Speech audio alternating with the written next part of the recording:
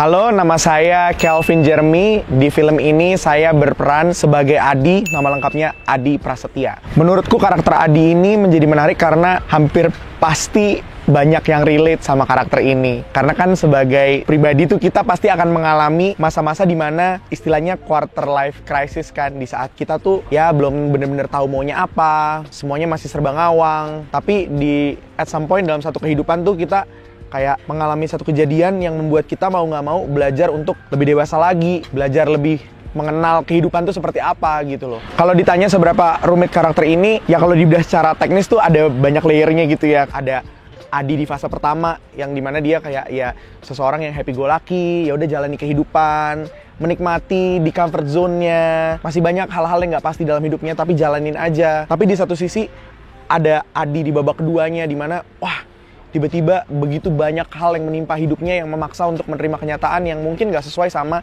imajinasinya gitu. Di satu sisi juga harus bisa memainkan dramanya ada sedih, ada seneng, ada neutral gitu, kayak seperti kita menjalani kehidupan sehari-hari biasanya kayak gimana. Tapi juga harus bisa memerankan komedinya juga dengan segala timingnya gitu.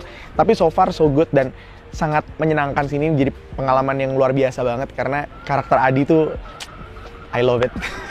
Rasanya kehilangan cintanya bagi seorang Adi tuh kayak kebalik sih dunianya, Mas. Dan yang ironis tuh kebaliknya kayak dalam satu malam gitu. Karena kita bisa bayangin, katakanlah di hari ini semua masih baik-baik saja, masih ya kerja, masih makan siang bareng, masih jalan sama Mar, masih seneng-seneng sama Mar, pacarnya Adi gitu. Tapi gak kebayang bahwa besoknya semuanya itu udah 100% berubah gitu. Dan ketika aku membaca cerita ini pertama kali, kayak ceritanya itu berbicara ke aku pribadi gitu loh. Kayak kita benar-benar bisa dibawa ke dalam dunia ceritanya, jalan ceritanya. Jadi kalau aku bisa bilang bahwa film ini yang paling menarik dan paling kuat adalah di jalan ceritanya gitu. Dimana ya selalu it narrows down to the story. Apakah nanti ceritanya bisa relate sama orang dan bisa menghibur. Dan buat aku pribadi yang paling penting adalah bagaimana cerita ini juga bisa menginspirasi buat hidup orang-orang yang nonton. Jangan lupa saksikan film Sah Katanya di bioskop kesayangan kalian. Ajak semua temen, keluarga, pacar, istri, suami. Pokoknya ajak teman-teman yang banyak nonton film ini. Dan kalian pasti akan dihibur dengan komedi, drama, dan cerita mengenai kehidupan.